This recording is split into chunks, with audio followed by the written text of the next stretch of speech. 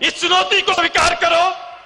यहां कोई नेता नहीं है, यहां आने वाला हर शख्स, हर महिला अपने आप में नेता है। और लड़ाई और चुनौती इस बात का है कि महिला जो रोजगार, अपना दिन का रोजगार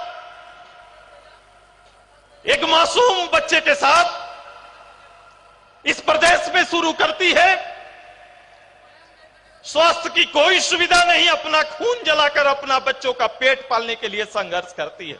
लड़ाई उसके लिए है, लड़ाई इस बात के लिए है कि दुनिया की नजर में यह झारखंड खनिज संपदा के मामले में अमीर प्रदेश आंकड़ों के आधार पर है।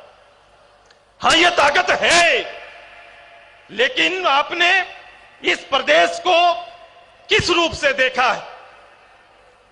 महिलाओं को किसी वस्तु के रूप में देखा है। इसीलिए तो कोयला लोहा के साथ साथ महिलाओं को भी ट्रेन से इस रूप से भेजा जाता है, इसका निर्यात इस रूप से होता है जैसे कोई यहां का कोयला और अन्य इस राज्य की संपत्ति को हम लोग भेजते हैं, उस रूप से जाती।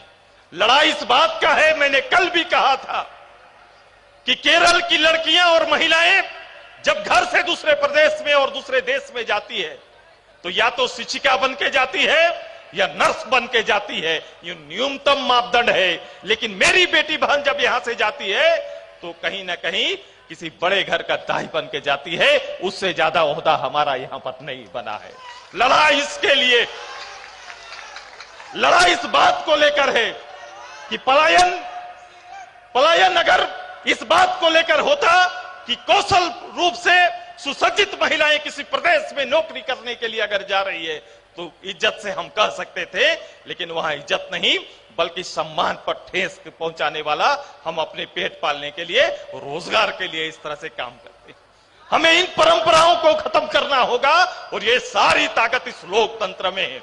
मैं कोई दूसरे पंचायत और चुनावी पंचायत में जाऊं उससे पहले जरूरी है कि मन मस्तिष्क में एक उद्देश्य के साथ हम पहल करें ताकि हम अपने उद्देश्य से कभी भटक ना पाए, हम अपने उद्देश्य की पूर्ति कर पाए। इसलिए हमने इस लड़ाई का आह्वान किया है। मैंने लाखों महिलाओं से यहां जुटने के लिए इसलिए कहा कि लड़ाई हमारी नहीं, लड़ाई केवल राजनीति के शीर्ष बैठने वाले लोगों का नहीं, लड़ाई हमारा और आपका है। और इस लड़ाई में हर किसी को समान भागीदारी निभानी होगी। इस लड़ाई के परिणाम में भी समान हक के साथ हमें आगे जाना होगा। तैयार हैं कि नहीं? महिलाएं तैयार हैं ना? इतिहास इस दास्तां को लिखेगा कि इसके बाद जो कयामत आएगा, जो स्थिति गांव घर की आएगी, क्योंकि बदलाव का पहल किसी ना किसी को करना पड़ता है, किसी ना किसी को आगे आना पड़ता है। गर्व के साथ जाओ और हिम्मत से कहो कि परिवर्तन की इस बेला में महिलाओं ने कमर कस लिया है कि राजनीति, मैंने पहले भी कहा कि इस राजनीति को, इस राज्य की राजनीति को नई दिशा देने के लिए महिलाएं सामने आई है। और हमारा राजनीतिक पहल विकास के आधार पर होगा, विकास की बुनियाद पर हम यहां पर इतिहास लिखेंगे, विकास के आधार पर हम अपने आप को आगे ले जाएंगे। कौन क्या कह रहा है, किसका आकलन क्या है, कौन समीकरण पे जा रहा है, सुदेश मां तो इसका इंतजार नहीं करता है।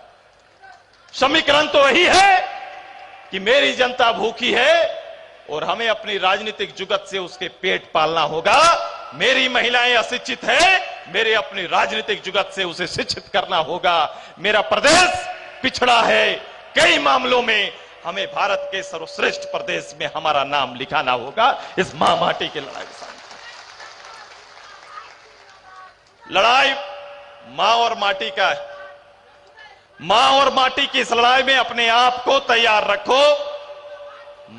मां और माटी, ये झारखंड, मां माटी के इस लड़ाई को मुकाम तक पहुंचाने का संकल्प लो।